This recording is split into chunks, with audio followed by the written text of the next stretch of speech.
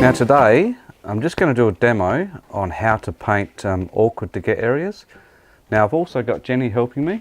Hi. And basically what I've been doing is showing her what to do, and she's been doing most of the work. So in this particular case we have to paint in between a gutter and a fascia. Now looking from the ground you can actually see in between the two, so it must be painted, and it's too awkward to get a paintbrush in there. So what we'll do first, we'll go through and sand it.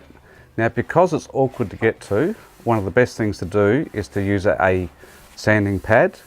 This will actually slip up in between the two surfaces and it's easy to sand. So we'll go through, we'll sand it, dust it all off, and then we'll start to paint it.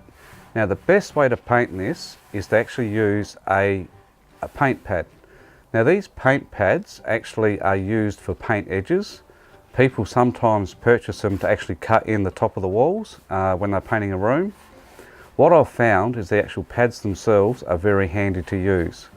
Sometimes I'll use the complete pad if I'm painting a large area, but in this particular case, because it's only a small area we have to get into, I actually cut the pads in half.